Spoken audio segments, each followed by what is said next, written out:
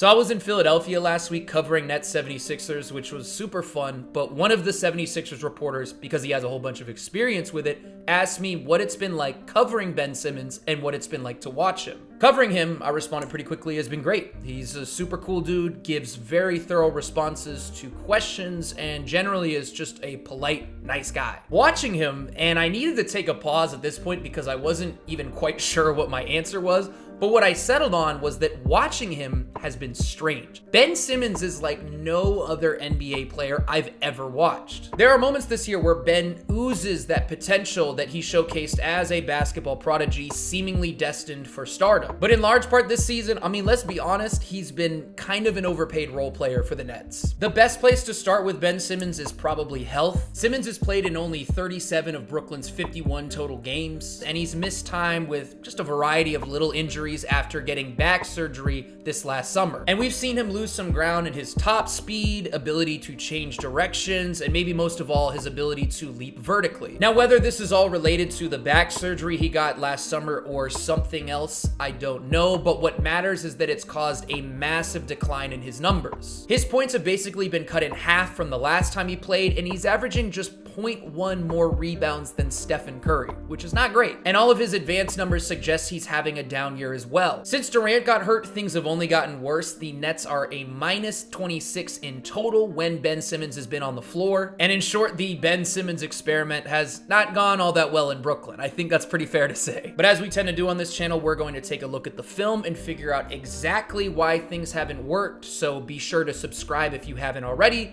Let's get into it. For starters, there is no player in the NBA that loves pointless dribble handoffs more than Ben Simmons. Because truly, what is the point in pushing the pace up the floor just to drop the ball off to non-shooting center Nick Claxton, other than to simply not have to have the ball in the half court? Ben does this type of thing a lot. Same idea here. Why pick up your dribble at the top of the three-point line to pass to Day'Ron Sharpe? It just completely kills the clock and possession. Here, Ben gets an ultra-rare triple screen, yet doesn't drive hard and picks up his dribble at the elbow, and the Nets are forced to reset with time now chipped off the shot clock. Plays like this are a big reason why the Nets have gone farther and farther away from giving Ben pick and roll reps as the ball handler as the season has progressed. His sense of spacing or lack thereof makes his limitations as a scorer even worse in the half court. Here, he passes to Nick Claxton and then stands on the same side of the floor as Nick, completely overloading the strong side, which throws off Brooklyn's spacing. And because he isn't active as a cutter nor an off-ball screener, he sort of just clogs up the lane. Standing here adds a second defender in the way when Yuta Watanabe drives right, and Yuta travels when he's forced to spin away from the help. And this is maybe my most illustrative clip of just how stagnant Ben Simmons is in the half court. There's only one player that doesn't move this entire possession. Can you guess who it is?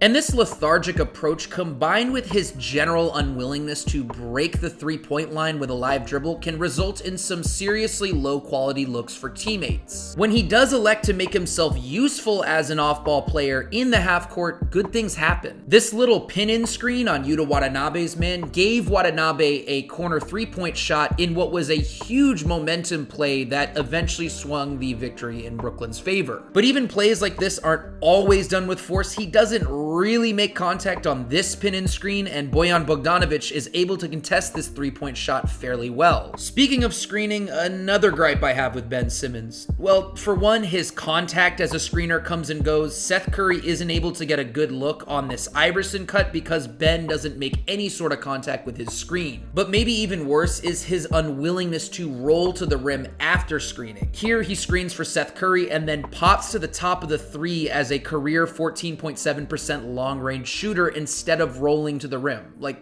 why? And then on this play, he's super hesitant to roll to the rim after screening, and then when he does roll, it kind of just kills the momentum of the entire play. If Ben does choose to roll, good things happen. Just by rolling to the rim, he can create buckets for teammates when the retreating big is forced to choose between Ben rolling hard to the basket and the ball handler. He can also get into the short roll and flash his impressive passing chops. Or he can just take it to the hole himself and score, though here we get a glimpse at his reduced athleticism. But just Generally speaking, the Nets need him to roll with more consistency. Scoring is the next thing I want to touch on, and like everything with Ben Simmons, aggression is the key word here. Just getting into the paint alone instead of picking up his dribble at the top of the three-point line is a massive first step for Ben, and he creates a bucket for Kyrie Irving doing so here. Just driving into guys with some force can get him good looks at the rim thanks to his size and strength, though again, this stuff just doesn't happen enough with consistency. The same good things can be said about his physicality here. He carves out space while posting up to get to his right-handed hook shot.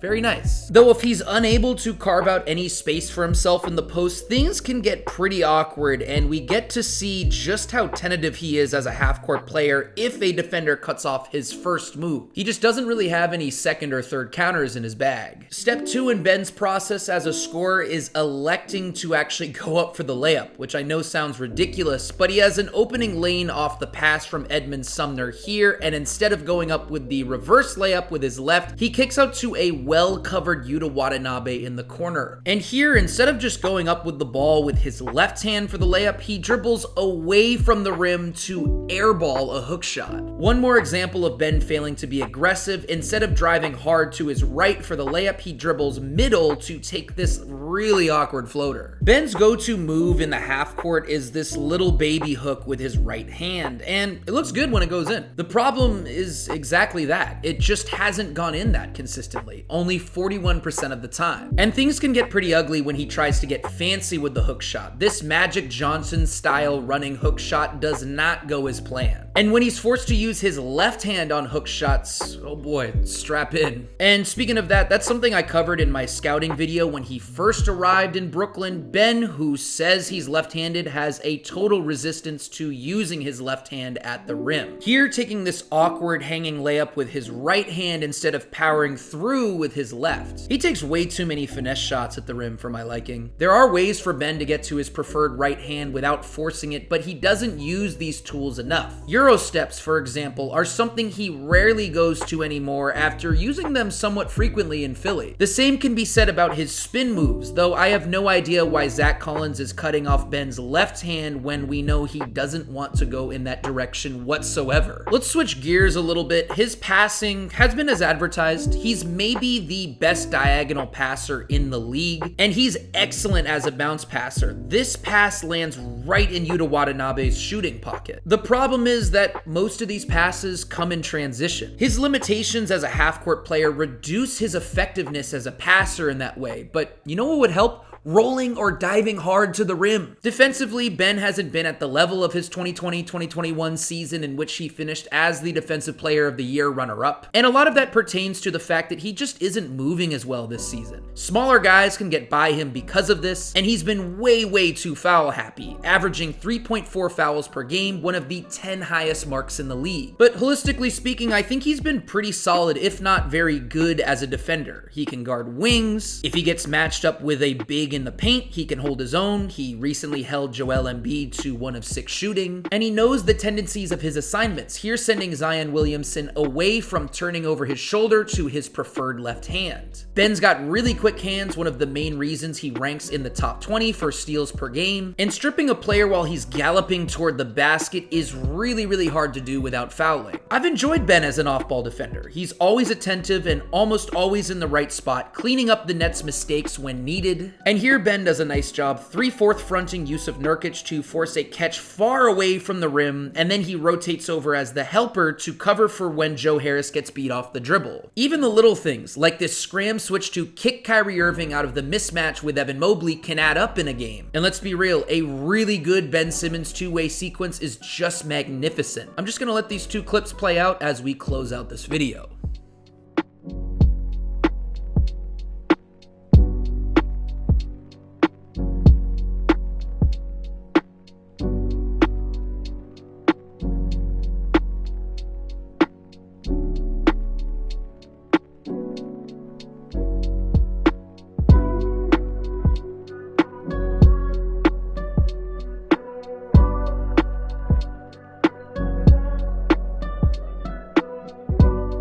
So was I right about Ben Simmons being the weirdest player in the NBA? In all seriousness though, Ben Simmons remains a vastly intriguing player with severe limitations. The problem is the Brooklyn Nets are hunting for a championship, and Simmons' limitations could greatly limit their ceiling to the degree that he may be unplayable in certain playoff matchups. But this whole debacle puts the Nets front office in a really awkward position. Do they trade Ben Simmons now and go all in on this season, assuming there is a team that would give the Nets something valuable back for Simmons? I'm not sure there is, by the way. Or should the Nets simply wait until Simmons is a full year removed from getting back surgery to see if he can regain some of the athleticism that made him an all-NBA level player? Though, of course, that comes at the risk of Brooklyn's championship window coming to a close and maybe Kevin Durant leaving. I'll tell you one thing, I am very happy to not be the guy that has to make this very tough decision with Ben Simmons. But with that, thank you guys for watching. If you enjoyed this video, be sure to give it a like and subscribe, and go ahead and share it on Twitter and Reddit. I just hit 20,000 followers on Twitter, which is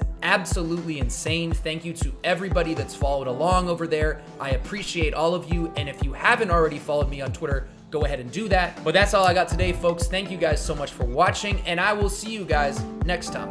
Peace.